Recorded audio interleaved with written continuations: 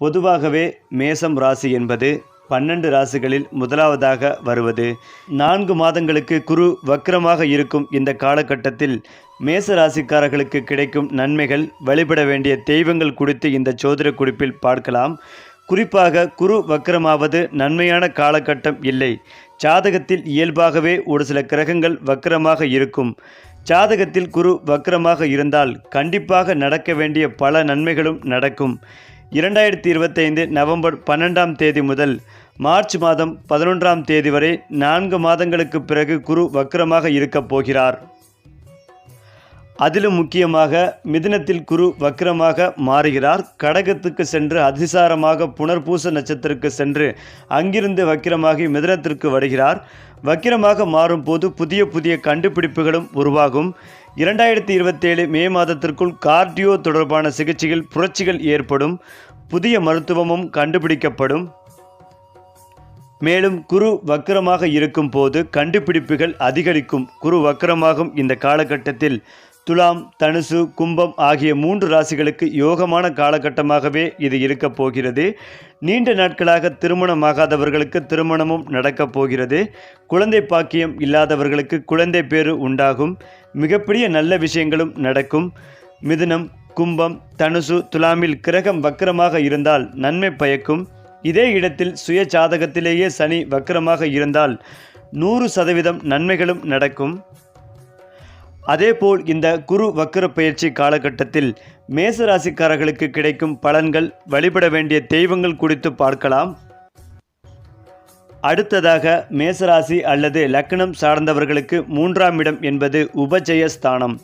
3ஆம் இடம் புதன் வீட்டில் குரு வக்ரமாக இருப்பது அந்த அளவுக்கு சிறப்பானதாக இருக்காது. திரிகோணத்தில் ராகு இருக்கிறார். வீட்டில் ஆண் குழந்தைகள் பிறப்பதற்கான வாய்ப்புகளும் உள்ளது.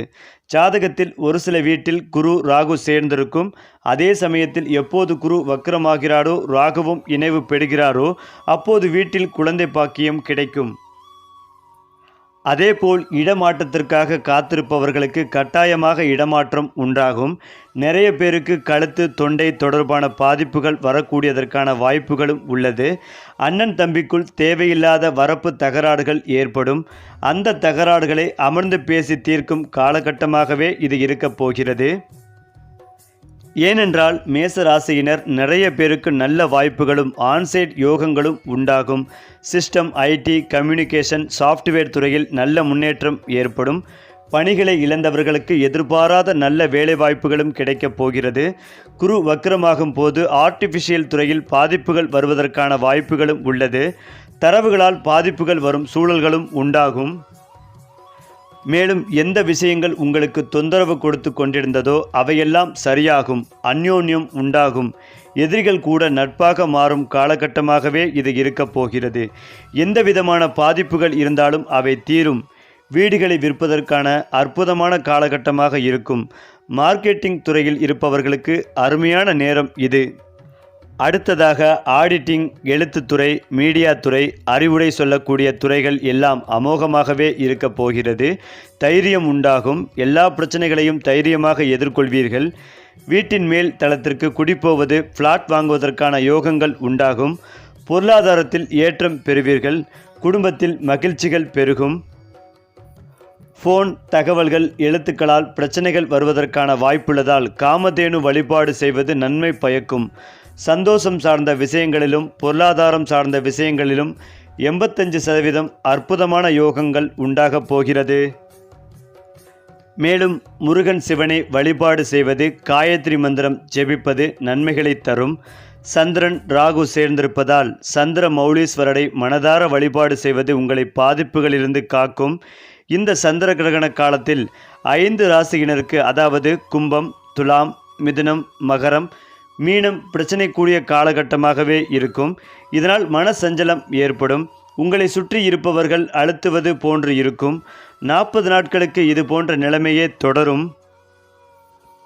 அதேபோல் இந்த சந்திர கிரகண காலகட்டத்தில் தனுசு ராசி, ரிஷபம், கன்னி ஆகிய 3 ராசியினருக்கு அற்புதமான நேரமாகவே இது இருக்கப் போகிறது. நீங்கள் நினைப்பது அனைத்துமே நடக்கக்கூடிய காலகட்டமாக இருக்கும். கடனுக்கு முயற்சி செய்பவர்களுக்கு கண்டிப்பாக கடன் கிடைக்கும். நீண்ட நாட்களாக முடிக்க முடியாத விஷயங்களை எல்லாம் நடத்தி முடிப்பீர்கள். வேலை கிடைப்பதற்கான யோகங்களும் உண்டாகப் போகிறது. அதிலும் முக்கியமாக மேசராசி லக்னக்காரர்களுக்கு லாபஸ்தானம் 11வது இடத்தில் சந்திரன் ராகு சேர்க்கை நல்ல அமைப்பு கிடையாது. சளி தொந்தரவு, நுரையீரலில் நீர் கோர்ப்பது போன்றவை ஏற்படும். வீட்டில் இருப்பவர்களின் ஆரோக்கியத்தில் பிரச்சனைகள் வருவதற்கான வாய்ப்புகளும் உள்ளது. பணம் திருட்டு போகும் வாய்ப்புள்ளது. நண்பர்களால் வேதனைகளை அனுபவிக்கக்கூடிய வாய்ப்புகள் உள்ளது. ஆன்லைனில் பணத்தை இழக்கும் அபாயமும் ஏற்படும். அடுத்ததாக கால் முட்டிகளில் அடிபடும் அபாயம் உண்டாவதற்கான வாய்ப்புகள் உள்ளது. இரவு நேரத்தில் பயணம் செய்வது ஆபத்தை தரும். வண்டி வாகனங்களில் செல்லும் போது மிகுந்த கவனமாக இருக்க வேண்டும். வீட்டில் அம்மா, அப்பா, சித்தி, சித்தப்பா பயணங்களில் கவனமாக இருக்க வேண்டும். சந்திரனும் ராகுவும் உங்களுக்கு மன சஞ்சலங்களை ஏற்படுத்தும். மூத்த அண்ணன், தம்பி, அக்காவால் பாதிப்புகள் ஏற்படும். அது மட்டுமில்லாமல் எதை நம்புகிறீர்களோ அதன் மூலம் இழக்கும் வாய்ப்புண்டு. எதையுமே கண்மூடித்தனமாக நம்பாமல் இருப்பது நல்லது. தேவையில்லாத உறவுகளில் இருப்பவர்களுக்கு பெயர் கெடும் வாய்ப்புள்ளதால் மிகுந்த கவனம் தேவை. மூத்தவர்களிடம், அதிகாரிகளிடம், நண்பர்களால் பிரச்சனை வருவதற்கான வாய்ப்புகள் உள்ளது. பண இழப்பு ஏற்படும் வாய்ப்புள்ளது. விட்டமின் குறைபாடு ஏற்படுவதற்கான வாய்ப்புகளும் உள்ளது. மருந்து மாத்திரைகள் எடுத்துக்கொள்ளும் சூழல் உண்டாகும். அதேபோல் சந்திர கிரகண பாதிப்புகளில் இருந்து தப்பிக்க 12 ராசியினருக்கும் ஒரே பரிகாரம்தான். பூரண கும்பம் போன்ற கலசத்தில் நெல் பயிர்களை போட்டு தர்ப்பை துண்டு 11 ரூபாய் தட்சணை வைத்து பூஜை செய்யக்கூடியவர்களுக்கு தானம் செய்வது கிரகண தோஷம் நிவர்த்தியாகும். மேசராசிக்காரர்கள் கலசத்தில் பால் ஊற்றி வழிபடுவது கூடுதல் நன்மைகளை தரும். மேலும் இதையெல்லாம் தாண்டி காலபுருஷ தத்துவத்தின் முதல் ராசி என்பது மேசம். கோச்சார சூரியன் மேசத்தில் பயணிக்கும் போது தமிழ் வருடத்தின் முதல் மாதமான சித்திரை பிறக்கிறது. ஏனென்றால் மேசத்தில் ஆட்சி பெற்ற செவ்வாய் இங்குதான் அவர் மூல திரிகோணம் அடைகிறார். அதே பாவத்தில் ஒளி கிரகமான சூரியன் உச்சம் மற்றும் இருள் கிரகமான சனி நீச்சம். முக்கியமாக மேசத்திற்கும் அசுபராக சொல்லப்படும் சுக்கிரன் மாராகாதிபதியாகவும், சனி பாதாகதியாகவும் மற்றும் புதன் ரோகாபதியாகவும் செயல்படுவார்கள்.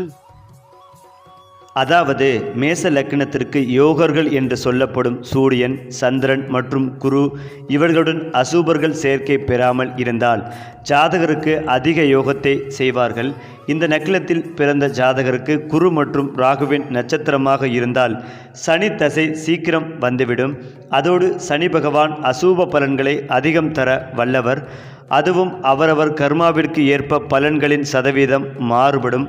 சனி பகவான் மறைவு, நீச்சம் அல்லது வக்ரம் பெற்றால் பலன்கள் மாறுபடும். அது மட்டுமில்லாமல் மேச ராசியில் உள்ள நட்சத்திரங்களான அஸ்வினி, பரணி, கிருத்திகை 1ஆம் பாதம் வரை வான்வெளி கூட்டத்தில் ஆடும் உருவம் தெரிவதாக கூறப்படுகிறது. இந்த ஆடு போன்ற உருவம் மேசத்தை குறிக்கும் சின்னமாகும். இந்த ராசிக்காரர்கள் கொஞ்சம் ஆட்டின் குணமும் செயலும் இருக்கும். இவர்கள் மத்திம உயரம், மெலிந்த தேகம், வலுத்த தலை மற்றும் பற்கள், நீண்ட கழுத்து, மெலிந்த முழங்கால், உடலின் கொஞ்சம் உரோமம், சிலருக்கு சிவந்த கண்கள், பலசாலி, சுறுசுறுப்பு, உழைப்பாளி, சிந்தனையில் உறுதி, முன்கோபி, பிறரை எள்ளி நகையாடுவார், மற்றவர்களை வேலை வாங்கும் ஆளுமை, நன்னெறி, பேச்சுத்திறமை, அறநூட்களை நன்கு படித்தவர்கள், ஒற்றுமையுடன் கூட்டத்தை வழிநடத்தும் வழிகாட்டி, எதிரில் தென்படும் எத்தகைய விலங்கையும் கொன்றுவிடும் வேட்டையன், வல்லவன், சாமர்த்தியசாலி, உணர்ச்சி மிக்கவர், ஒரு சிலருக்கு அழகு குறைவு, தர்மமிக்கவர், மூர்க்க குணம், சொத்து சேர்க்கை, பிடிவாதம், மன உறுதி, எடுத்த காரியத்தை முடிக்கும் திறன், ஒரு சிலருக்கு பொறாமை குணம் மற்றும் அரசர்களால் கொண்டாடப்படுவார்கள். மேலும் இந்த பொது பலன்கள் அனைத்தும் புலப்பாணி மற்றும் ஜாதக அலங்கார நூலில் கூறப்பட்ட சூட்சமங்கள். இது ஒரு ஆண் ராசி என்பதால் மேசராசி பெண்கள் ஆணுக்கு நிகராக தைரியமிக்கவராக இருப்பார்கள். மேசராசி என்பது சரராசி. அதனால் இவர்கள் எல்லாவற்றிலும் துடுக்குத்தனம் கூடிய ஓட்டம் இருக்கும்.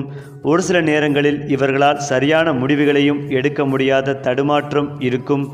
இவர்கள் செய்யும் செயல் நெல் கவனி செல் என்கிற சனியின் தத்துவப்படி செயல்பட வேண்டும். ஜாதகத்தில் உள்ள மற்ற கிரகங்களின் சேர்க்கை பொறுத்து மாறுபடும். அது மட்டுமில்லாமல் ஒரு சில கிரகங்கள் சாதகமான நிலையில் சஞ்சரித்தால் கூட மாதக்கோள்களின் பெயர்ச்சியின் அடிப்படையில் எதிர்பாராத செலவுகள் மற்றும் அலைச்சல்கள் ஏற்பட்டிருக்கும். சனி வக்ரம் பெற்று சஞ்சரிப்பது மேசராசிக்கு எதிர்பாராத யோகங்களை ஏற்படுத்தும்.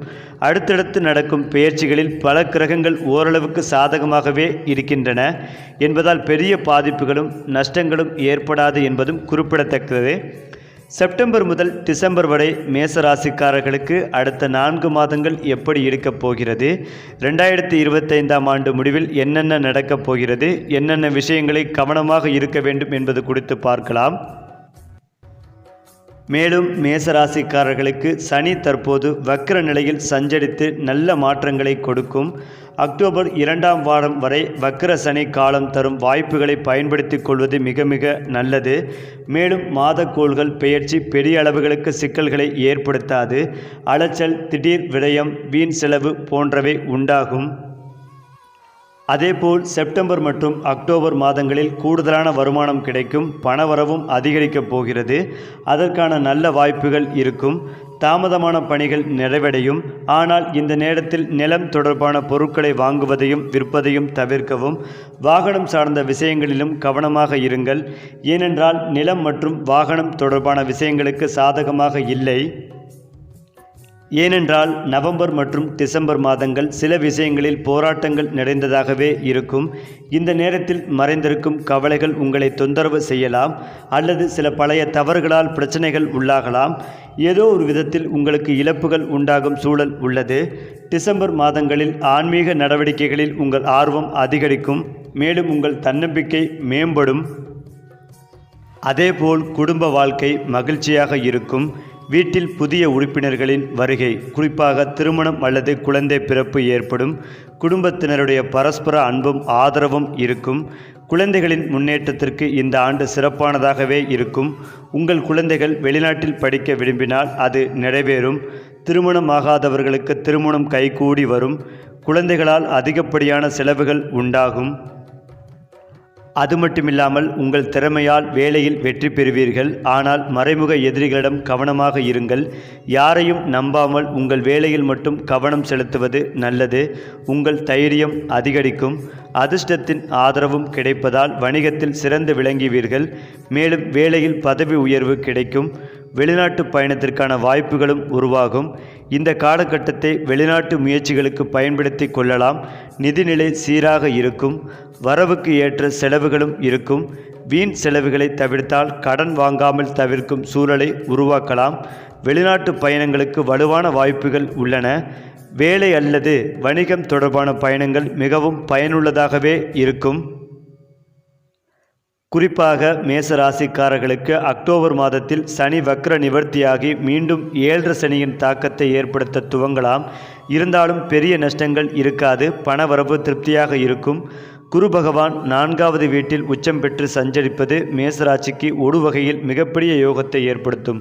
சொத்துக்கள் வாங்கும் யோகமும் உள்ளது.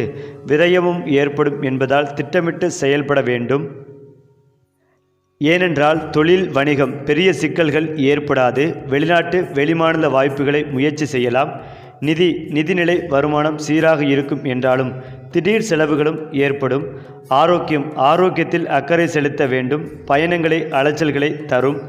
குடும்பம் மகிழ்ச்சியாக இருக்கும். விட்டு கொடுத்து செல்ல வேண்டும். அதேபோல் மேசராசிக்காரர்களுக்கு செப்டம்பர் முதல் அக்டோபர் மாதம் இறுதி வரை கிரக நிலைகள் சாதகமாக இருக்கின்றன. நவம்பர் மற்றும் டிசம்பர் மாதங்களில் முக்கிய கிரகங்களின் மாற்றம் சில நெருக்கடிகளை ஏற்படுத்தும். அவசரம், முன்கோபம் தவிர்த்து திட்டமிட்டு செலவு செய்வது மிக மிக நல்லது.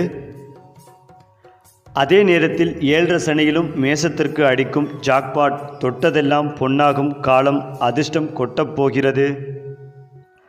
அதாவது மேசம் ராசிக்காரர்கள் கண்டிப்பாக புதன்கிழமைகளில் தெய்வ வழிபாடு செய்வது மனதில் இருக்கும் கஷ்டங்களை தீர்க்கும். எல்லா காரியங்களிலும் உங்களுக்கு ஜெயம் ஏற்படும். மற்றவர்கள் என்ன சொல்கிறார்கள் என்று யோசித்து கொண்டே இருக்காதீர்கள். பெற்றோர்களே உங்களை புகழ மாட்டார்கள். இதனால் மற்றவர்கள் பாராட்ட வேண்டும் என்று எதிர்பார்ப்பதை தவிர்ப்பது மிக மிக நல்லது. அதிலும் முக்கியமாக கிரக நிலைகள் அற்புதமாக இருப்பதால் அபரிமிதமான நன்மைகள் கிடைக்கும். தொழில் ரீதியான முன்னேற்றமும் கிடைக்கும். வியாபாரம், லாபம், சந்தோஷம், பணவரவு, முதலீடுகள் கிடைப்பதற்கான யோகங்கள் உண்டாகும். எடுத்த காரியங்கள் அனைத்தும் வெற்றியில் முடியும். எதிர்பார்க்காத அனைத்து நல்ல விஷயங்களும் நடக்கப் போகிறது. திட்டமிட்டு செய்யக்கூடிய விஷயங்கள் ஆத்ம ரீதியான ஏற்றத்தை கொடுக்கும். படிப்படியாக முன்னேற்றங்கள் ஏற்படும். மேலும் வியாபாரத்தில் காணப்பட்டு வந்த பிரச்சனைகள் அனைத்தும் தீரும். புதிய முதலீடுகள் அனுகூலத்தை ஏற்படுத்தும்.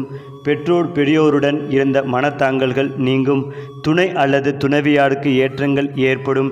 தாய் வழி உறவு, தந்தை வழி உறவு அற்புதத்தையும் மாற்றத்தையும் சந்தோஷத்தையும் ஏற்படுத்தும். இழுபறியாக இருந்து வந்த அனைத்து நிலைமைகளும் மாறும். புதிய முயற்சிகள் அனுகூலத்தை ஏற்படுத்தும். அதேபோல் உடற்பயிற்சி செய்யவில்லை என்றால் மன அழுத்தம் ஏற்படுவதற்கான வாய்ப்புகள் உள்ளது. அடுத்த 7.5 ஆண்டுகளுக்கு உடற்பயிற்சியை சரியாக செய்து வந்தால் வாழ்க்கையே மாறுவதற்கான வாய்ப்புகளும் உள்ளது. தூக்கத்திற்கு முக்கியத்துவம் கொடுப்பது நல்லது. புதன்கிழமை தோறும் தெய்வ வழிபாடுகளை மேற்கொள்வது நல்லது. ஏனென்றால் தேக ஆரோக்கியத்தில் இந்த காலகட்டத்தில் கட்டாயமாக சுளுக்கு ஏற்படுவதற்கான வாய்ப்புகளும் உள்ளது. கைப்பிடிப்பு, கால் பிடிப்பு, முதுகு பிடிப்பு போன்றவை ஏற்படுவதற்கான வாய்ப்புள்ளது. துணை அல்லது துணைவியாரிடம் நேரம் ஒதுக்கி மனம் விட்டு பேசும் காலகட்டமாகவே இது இருக்கப் போகிறது. அவர்களுக்கு வேண்டியதை செய்வது குடும்பத்தில் இருக்கும் இறுக்கமான சூழ்நிலை மாறும். ஆச்சரியமான முன்னேற்றங்களும் ஏற்படும்.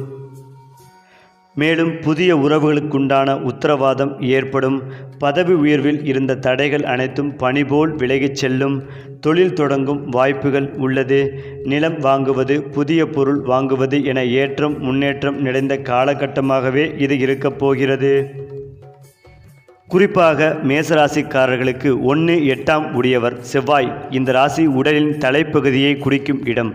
பஞ்சபூத தத்துவத்தில் மேச பாசம், அதாவது இங்குள்ள ஆட்சி செவ்வாய் உச்ச சூரியன் நெருப்பு தத்துவம் கொண்டது. மேச சரம் வீடு என்பதால் மின்சாரம் போன்ற வேகம் இவர்களின் நடை மற்றும் செயலில் இருக்கும்.